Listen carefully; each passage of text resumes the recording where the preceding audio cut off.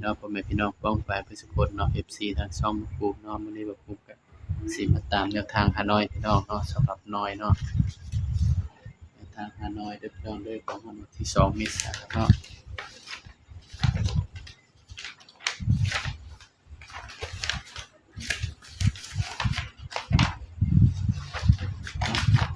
กระดาษฮานอยไปใส่ละบาดนี้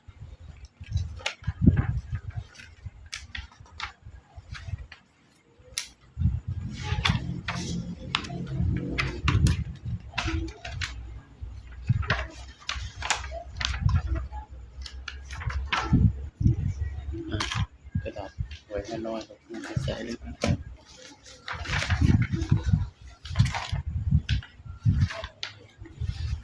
อ้าวงูกันไก่ตาแตกบาดปิวไปใส่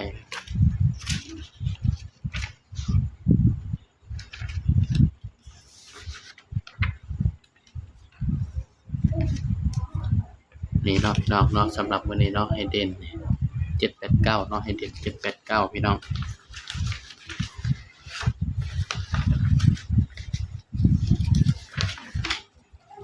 ให้เด่น789เนาะมาเบิ่งเนาะผลมันออกนำกันเนาะพี่น้องเนาะน้อยพิเศษออก330กับ04มีบ่พี่น้องบ่มีเนาะน้อยปกติ03033กับ475 75มีพี่น้อง7มีเนาะแต่ว่าบ่มี75พี่น้องน้อย VIP 445กับ27เข้า77เข้า27เนาะพี่น้องเนาะตัวกราฟก็ถือว่าปังอยู่พี่น้องเนาะเข้า27ตัวกราฟเนาะพี่น้องเนาะรับเข้าน้อย VIP เนาะพี่น้องเนาะสำหรับฮานอยเนาะก็ถือว่าปังเนาะพี่น้องเนาะได้น้อยเดียวเนาะพี่น้องแต่ว่าสายรูดสายวิ่งก็คงสิปังเนาะพี่น้องเนาะ75ก็ออกมาปกติเนาะแต่ว่าบ่ภูมิจับมีแต่74พี่น้องเดี๋ยวไปกันต่อเนาะบัดนี้ของงวดวันที่3เมษายนเด้อพี่น้องเด้อสำหรับฮานอยเฮาวันนี้ก็ถือว่าปังอยู่พี่น้องเข้าน้อย VIP เนาะ3เมษายน683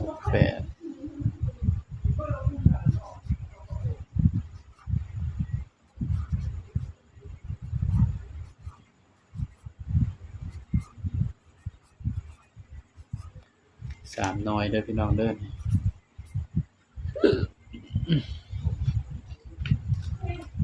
นี่ก็เด็ด7กับ8เนาะพี่น้องเนาะก็มา7อยู่แต่ว่าเจาะเข้าแค่น้อยเดียวเนาะน้อย VIP พี่น้องเป็นผู้อื่นเนาะ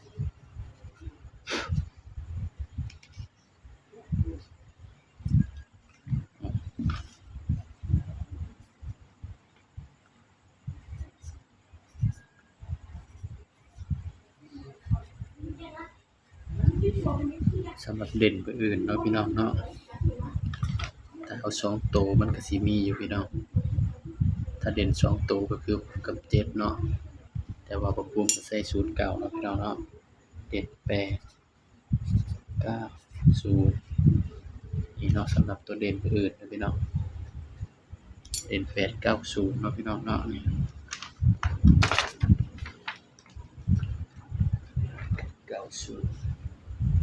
ก็มาจับคู่นำกันบัดนี้บ่ภูมิก็สิลองจับใส่กับสูตรที่มันออกมานี่เนาะก็สิมีหยังแหน่พี่น้องจับ8ก่อนเนาะพี่น้องเนาะ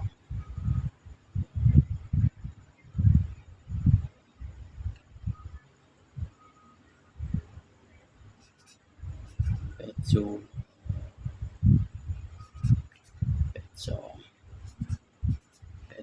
83โอ้เป็นหลายตัวพี่น้อง85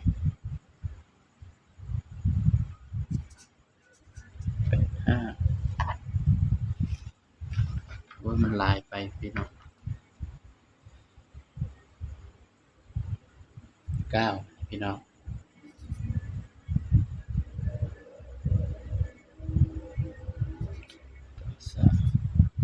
95 96 97 0 03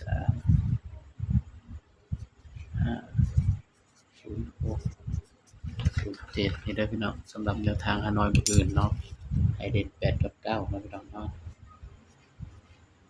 ย้ำว่าตัวเลขก็เป็นเพียงแนวทางเด้อพี่น้องเด้อนี่ไปมักก็ตามเนาะบ่มักก็เลื่อนผ่านเนาะพี่น้องเนาะบ่คุ้มก็ให้เพื่อเป็นแนวทางเนาะพี่น้องสำหรับคลิปนี้เนาะก็ฝากไว้เพียงเท่านี้เนาะพี่น้องเนาะอย่าลืมกดไลก์กดแชร์กดติดตามบ่ปูม Official เด้อพี่น้องเด้อชุด3ตัวเม็ดเดียวเด้อพี่น้อง93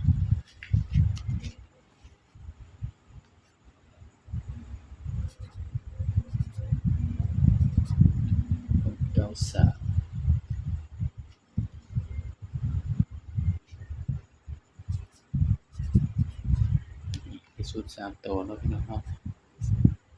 สำหรับคลิปนี้ก็ฝากไว้เพียงเท่านี้เด้อพี่น้องเด้อเดี๋ยวพบกันคลิปหน้าเนาะพี่น้องเนาะสบายดีครับ